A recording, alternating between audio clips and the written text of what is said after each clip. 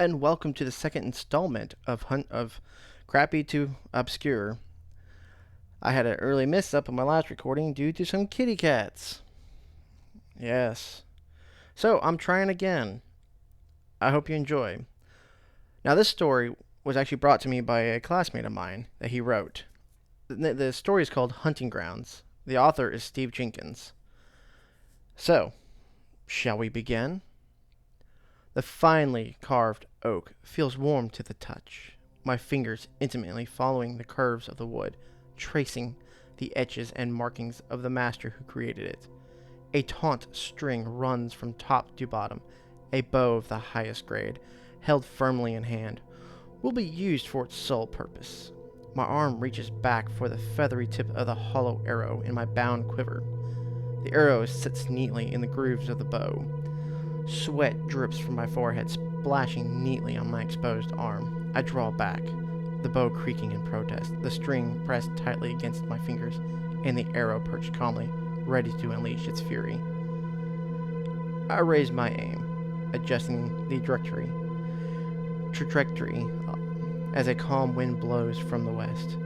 An easy target moves through the brush of the sun-bleached forest. The head exposed, as it turns towards me, my prey's pupils widen in near disbelief as the arrow pierces its skull with ease, blood painting the old hunting grounds. It had been so long since the last hunt, and it felt good. I bring the kill back to my warm home and loving family of 4. "Did you have a nice hunt, darling?" My wife's soothing voice calms my nerves with such a thrill. After such a thrill, I know it was the power trip of the ability to snuff life out with a single arrow. Yet I must not become so.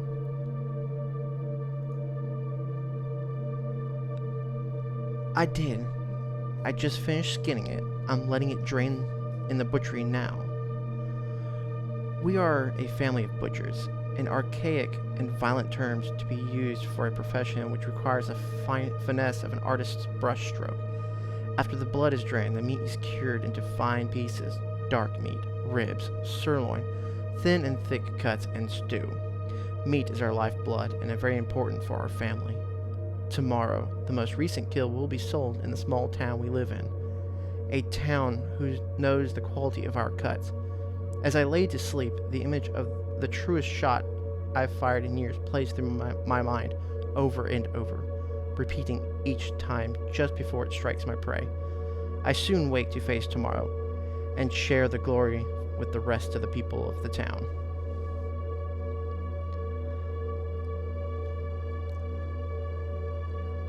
As I ring one of my loyal customers for their purchases, he makes a saddened expression as if recalling an old memory he'd rather not share. He pauses, but he knows he must tell me this important thing, for I am trustworthy. "It's a terrible thing, really."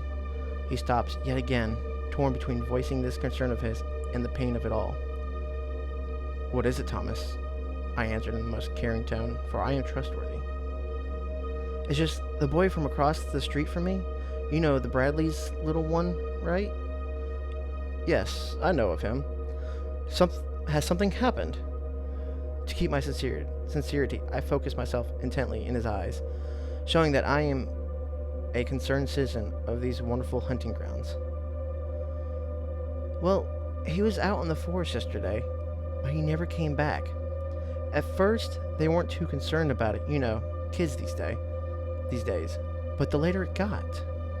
The speaking continues, and the bow and the arrow come to mind.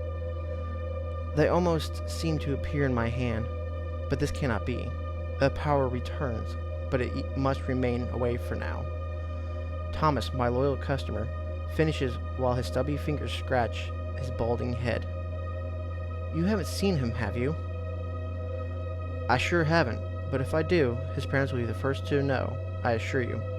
Thomas smiles, bidding his farewell. I return the smile with the bell as the bell of the door rings, signaling his departure. We're a family of butchers, and these are our hunting grounds.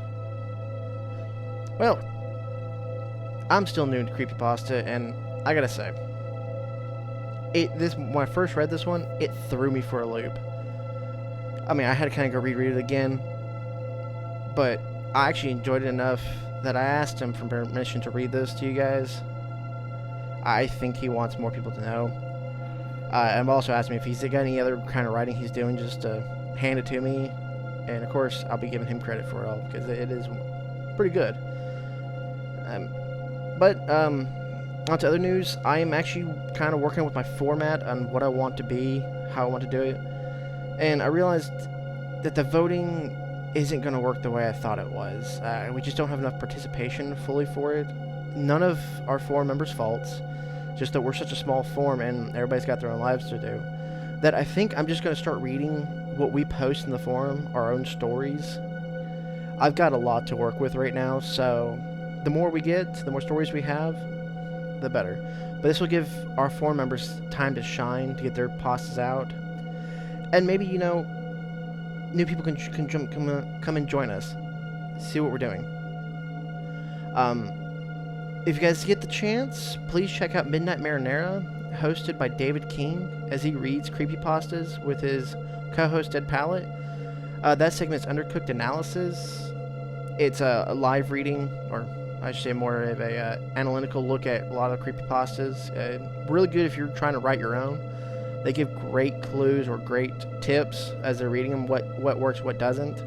Also, David King also does a radio story edition of creepypastas, so worth checking out.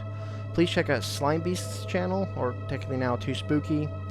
He does his own creepypasta. He's also the author of the Abandoned by Disney series.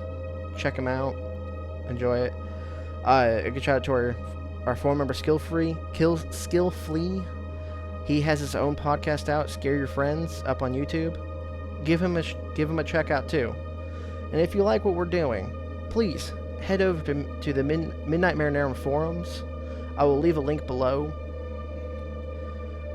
And enjoy. Become a member.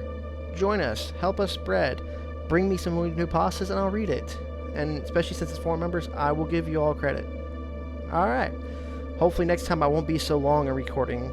And y'all have a good time. See ya.